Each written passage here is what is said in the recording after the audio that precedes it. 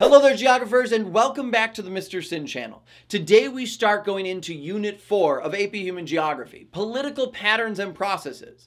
This video is going to start our conversation off by looking at Unit 4, Topic 1, an Introduction to Geography. Now, geographers, you know better, don't let that term introduction fool you. This video is going to be packed full of a bunch of different political geography goodies. We're going to be looking at different states, nations, stateless nations, multinational states, autonomous regions, semi-autonomous regions, and much more. Now, throughout AP Human Geography and throughout this whole unit, you're going to hear the term state. And when you hear state, I need you to think of a country. That's what state means.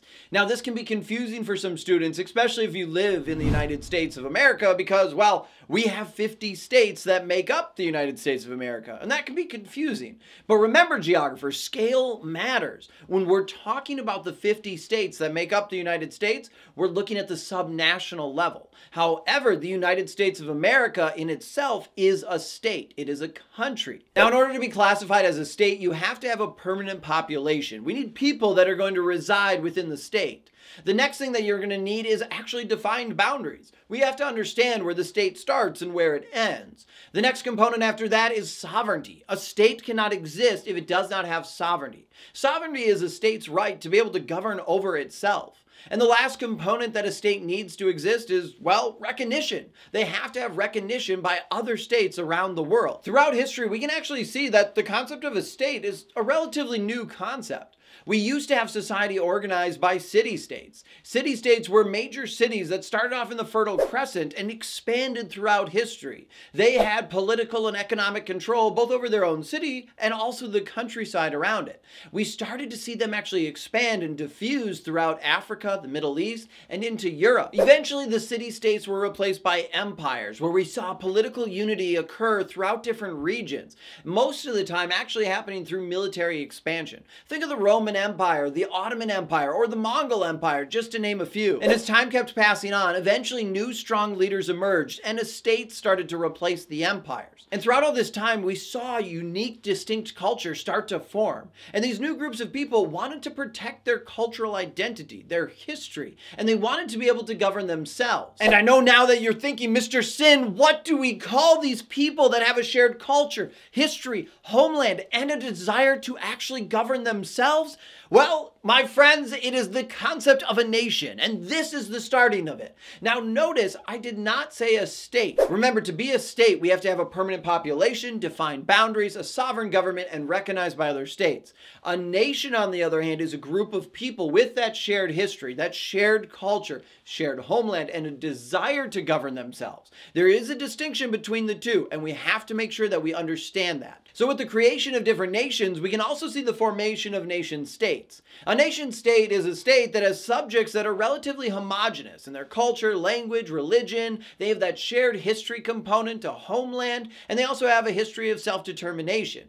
Nation states are traditionally smaller in size, and they're made up primarily of one nation, hence nation state. A great example of it would actually be Japan. Now, when talking about a nation state, I talked about self-determination. Self-determination is an important aspect of a state becoming a state. A nation has self-determination when they have the right to be able to govern themselves without the interference of external forces, other countries, or also nations. Oftentimes this happens because, well, the nation wants to protect their unique cultural identity. They want to make sure that they can govern themselves in a way that's in their best interest. Now, in some cases, we actually have states that have multiple nations that reside within their boundaries. These states are known as multinational states. This is a state that has at least two or more national groups with a history of self-determination that have agreed to peacefully coexist as one state while remaining culturally distinct. Oftentimes, multinational states have one cultural group that has control over the political, economic,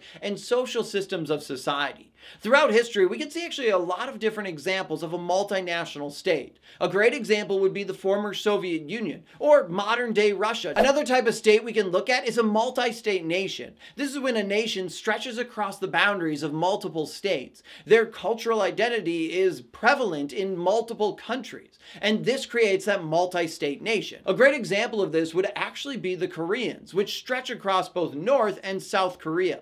Another great example would be the Kurdish people. people. The Kurdish nation stretches across the boundaries of Turkey, Iran, Iraq, Syria, parts of Armenia, and also Azerbaijan. Speaking of the Kurdish nation, we could also see that they're a great example of a stateless nation. Here we have a nation that has a history of self-determination, but does not have a recognized state. And this could be for a variety of reasons. They might not have political boundaries that have been solidified, they might not have a government that has sovereign rule, or they might just in general not have a say over their internal or external affairs. Going back to the Kurds as our example of a stateless nation, we can see that the Kurdish people have a unique and distinct culture. They speak Kurdish, their religion is Islam, they do not identify as Arabs, they identify as Kurds, and they also have a historical claim to the homeland, which is a proposed nation state of Kurdistan. The country of Kurdistan was first proposed after the fall of the Ottoman Empire, but unfortunately for the Kurds, after Turkey moved in and took over their land,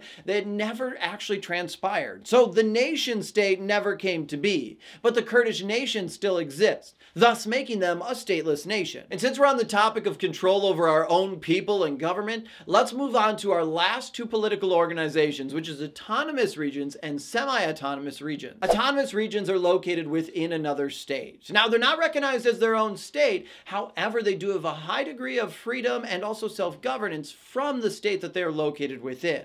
A great example of an autonomous region could be the Native American reservations that exist within the United States of America. Semi-autonomous regions, on the other hand, have a moderate degree of autonomy. The national government can intervene in their day-to-day operations when they think it's in their best interest. So the region still has a say over their political and economic systems. However, the other state will get involved more frequently within their own internal affairs. A great example of a semi-autonomous region would be China and Hong Kong. We can actually see the struggle of power happening in 2019 and 2020 as the Chinese government continues to try and gain more influence and control over Hong Kong. But the people of Hong Kong have been pushing back, trying to limit China's power over the territory. Today we've gone over what it means to be a state, the concept of a nation, self-determination, and quite frankly, just a bunch of political organizations. All of these we can see in the world today, and we can see throughout history how they've reshaped society and impacted our global community. Now, you know the drill, geographers. The time has come to practice what we've learned. This video had a ton of different concepts on it, so it's important that you answer the quiz questions that are on the screen right now. And of course, don't forget to check the comment sections for your answers. And if you found value in this video and you want to make sure that you can, one, support the channel, but also make sure you get notified when I post new videos, don't forget to hit that subscribe button. It's a great way to say thank you for the videos and helps me make more videos. Also, if you're struggling with your AP Human Geography class and need a little bit more help, don't forget to check out my ultimate review packet. You can find it in the description of this video. It's a great resource that covers all the units of the class, and it'll definitely help you get that A in the class and a 5 on that national exam. All right, geographers, that's all the time I have for today. I'm Mr. Sinn, and until next time, I'll see you online.